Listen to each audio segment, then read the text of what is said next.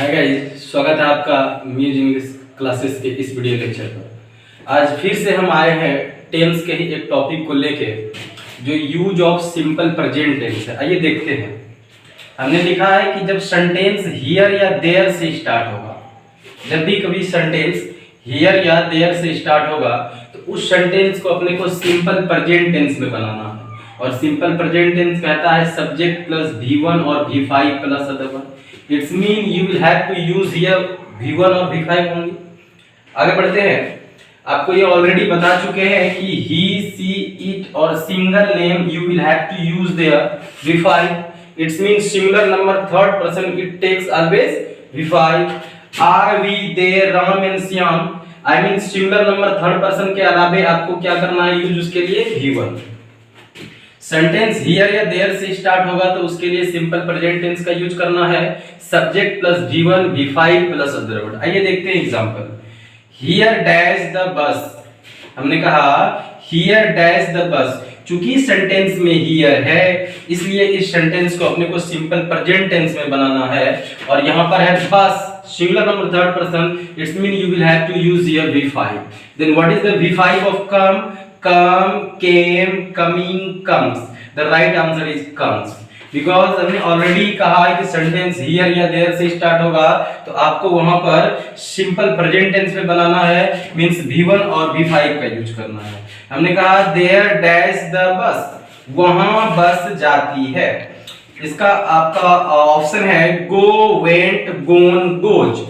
You will have to also use here the V5. V5 means goes. Goes is right answer here.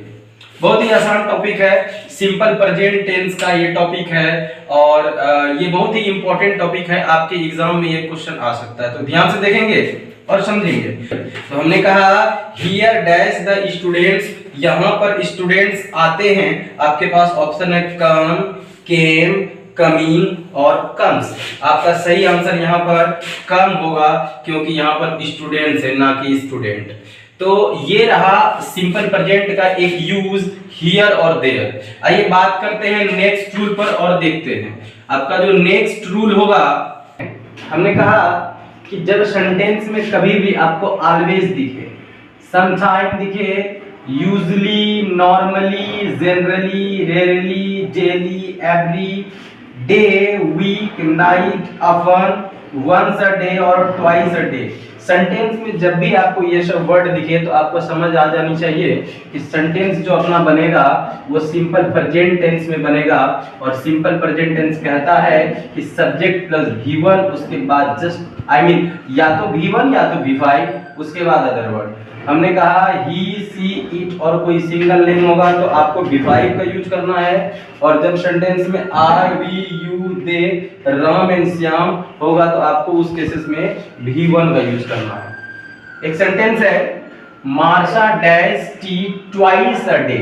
Twice का मतलब होता है दो बार, once माने एक बार, अफन माने प्रायः, डे माने रोज, डे मतलब दिन, एवरी, इस तरीके से है। Marsha dash tea twice a day, Marsha एक दिन में दो बार चाय पीती है। इस केसेस में अपने को चूंकि सब्जेक्ट आपका मार्शा है और जब भी कोई सिंगल नेम होता है तो उसके साथ हम लोग V5 का यूज करते हैं और आपका V5 यहाँ पर हो जाएगा टेक्स। तो Marsha takes tea twice a day, Marsha एक दिन में दो बार चाय पीती है।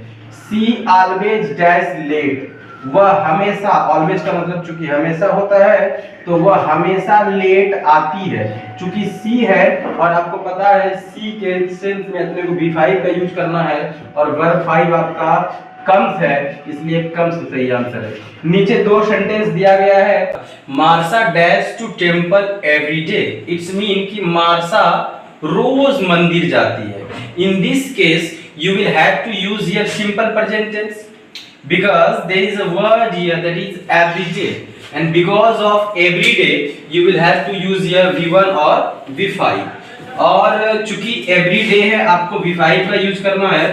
so search your answer and send me in comment box।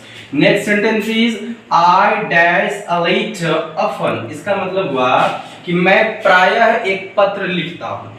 चूंकि सेंटेंस में आई है and you know very well कि in this case when the subject will be I, will have to use their V1 and just find the V1 and write in comment box. I will see, मैं देखूंगा आपका comment और मैं आपको बताऊंगा कि आपका आंसर सही है कि गलत।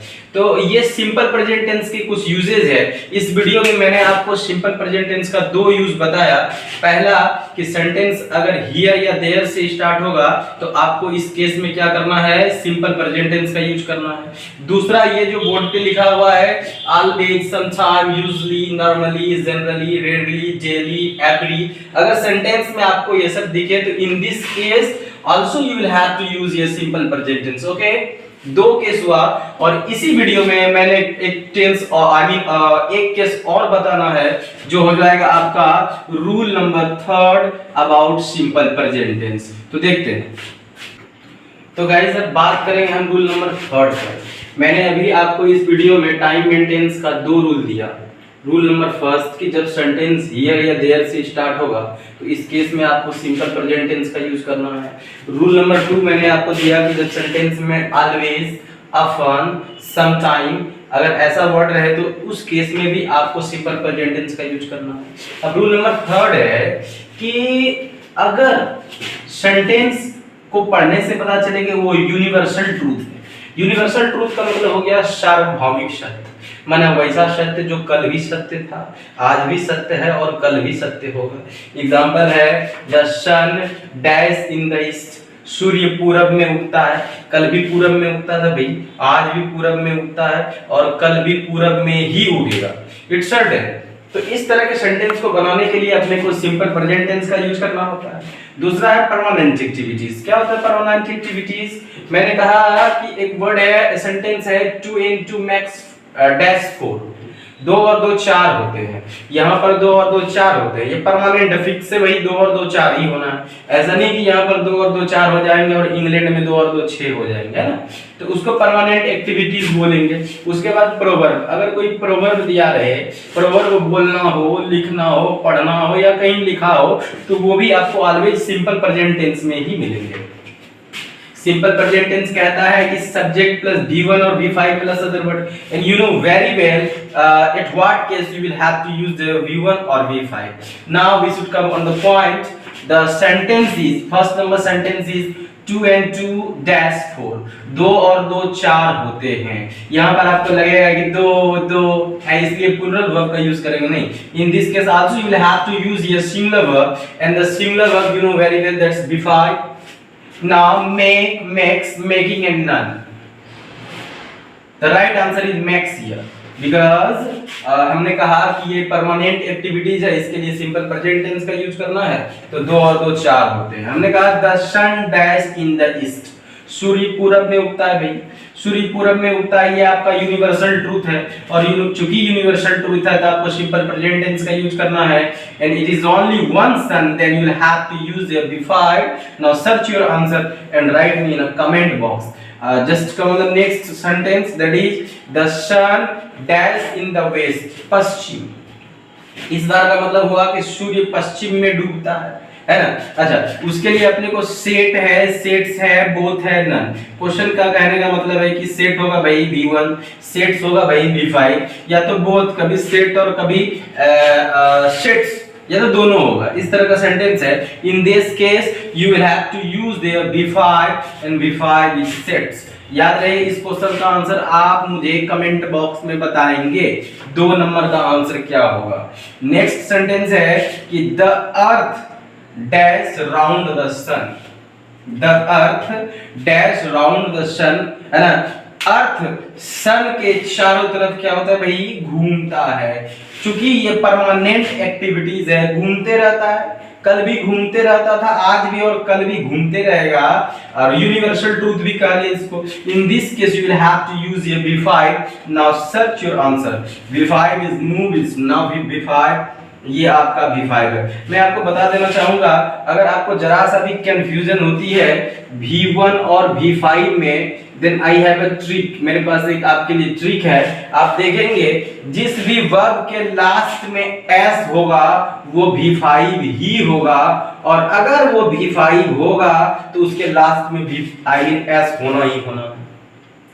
सिंपल सा ट्रिक है भाई। आपको अगर V1 और V5 सर्च करने में परेशानी आ रही है तो आप ये जानो कि वर्ड में वर्ब में अगर लास्ट में एस होगा तो वो V5 होगा, और अगर वो V5 होगा तो पक्का उसके लास्ट में एस होगा। तो आप इस तरीके से आसानी से सर्च कर सकते हैं। और मैं आपको बता देना चाहूंगा, आपको मैं टाइम एंड टेंस में जितना भी वीडियो लेक्चर दे रहा हूं, it's a very important question for your examination. आपके एग्जाम में निश्चित रूप से ये सारे क्वेश्चंस आते हैं और कई नंबर के आते हैं। आप अगर आपके एग्जामिनेशन में बहुत बढ़िया मार्क्स लाना चाहते हैं तो हमारे सारे वीडियोस को ध्यान से देखें, फॉलो करें, कमेंट बॉक्स में उसका जो पूछा गया है उसको आप रिप्लाई करें, तभी मैं समझ पाऊंगा कि आप वाकई इस वीडियो से कुछ सीख रहे हैं। और आज के लिए यहीं तक, फिर मिलते हैं आपसे नेक्स्ट वीडियो में टाइम एंड टेंस के एक अनोखे टॉपिक को लेके। Thanks for watching it. I will meet you in the next video. Thank you.